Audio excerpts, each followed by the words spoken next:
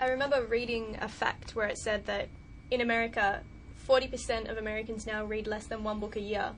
Do you think that this is just going to increase this type of problem, both Australia Well, and I think, Western you see, the culture? problem is we tend to look at the present as if there's two ways of looking at the present. One is that it's strange and abnormal, and the other is that it's totally normal. Okay, but this is just the present. Those are your two ways of looking at it. The reality is, what's happened is that the modern period, which probably ended around between the First World War and had a time lag afterwards, was actually the period where there was the highest aspiration for education.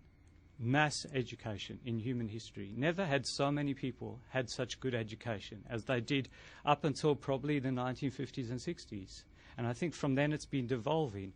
But you see, for us to lament that is to forget that before that period, very, very few people had education. You know, very, very few people knew how to read and write. And it depends which country you look at as to what their history is of this matter. But the reality is, like, the high point of literacy is probably past, okay?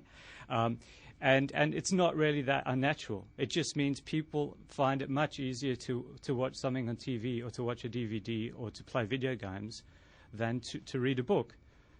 That's just how things have evolved. I mean, and I think if we want to resist it, we're entitled to resist it. We're entitled to say, well, actually, you lose a lot of critical sensibility if you spend all of your time watching Channel 10 news and DVDs. You pretty much won't know how to argue certain sophisticated issues which actually are relevant to your life, which are actually affecting the politics of the present, which are actually hurting other people.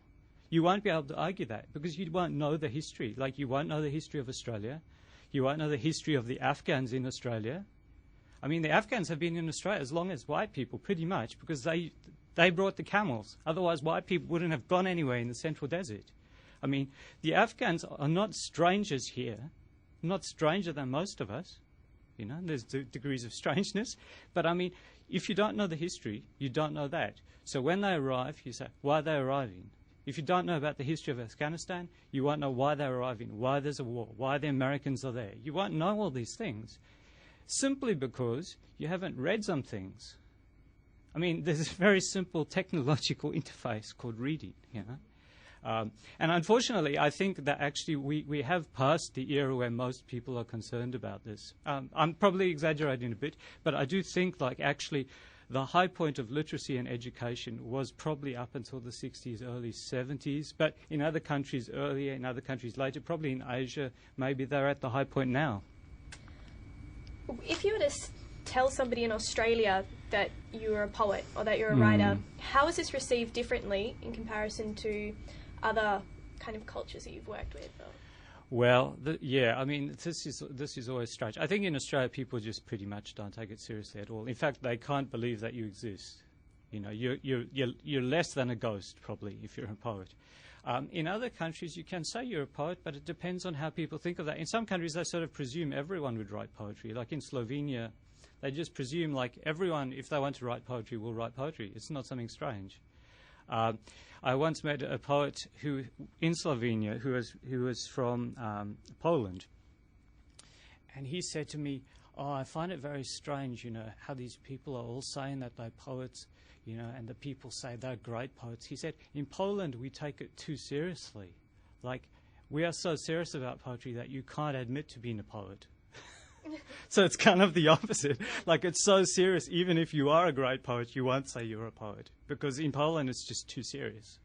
So it depends. I think in Australia, Australia is like Britain in that there is a real anxiety around a certain kind of openness, emotional openness and a directness. I think in Latin countries, you don't have this problem. People are poets. It's not a problem in Portugal, in Spain.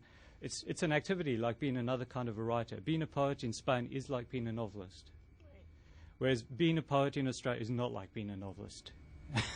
So could you just work as a poet in Australia, or is it constantly you have to balance it alongside something else? Like it is possible. I mean, I wouldn't recommend it. I mean, I know some people do it. The problem is, if you're relying on money, if you're relying on your poetry to make money, okay, that means you have to be concerned about what you're doing in your poetry as to how it might affect the income. So it's better not to. It's much better not to. But you can. I mean, some people survive on grants. You know, some people teach. A lot of people get quite a good amount of money from grants. Do you think that it's right that kind of economic value has become tied to writing and poetry in terms of you can be a poet if you can make money from it? Like, do you think this has been to the detriment? Well, I don't think that's really true. I don't think even the people who make money from it don't make that much money. So I don't think. I mean, they're crazy enough to do that. Just like poets are crazy enough to write poetry for no money at all. Like it's pretty much the same thing. I mean, I think the other side of what you're saying. I mean, I would just say it in a more extreme way, which is I think pretty much everything is measured in economic terms now, and this is very dangerous. So I think poets can actually say this. They can say, well, actually, I'm doing something that's of value that has no relation to money.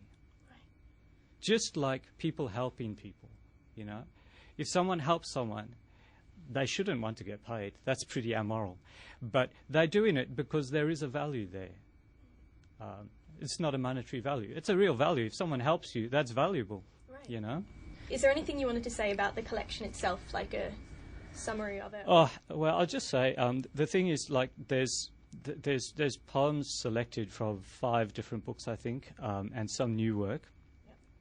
Now, that book, in a sense, can be seen as a kind of a parallel to a book of my South African poems, which actually matches the same period of time that was published in Austria. And I think it's very interesting to sort of to see those as 2 possibilities. You know, like a poet doesn't simply need to write like one body of work. That there can be different bodies of work that kind of interconnect on different levels. And this book itself is the Australian book, but it's also about trying to open up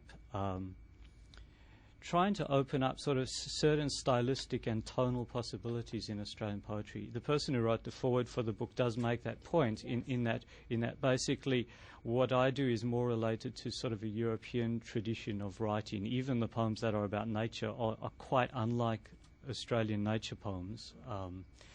And so I think the thing to bear in mind is that's one body of work, but it's part of a much larger body of work.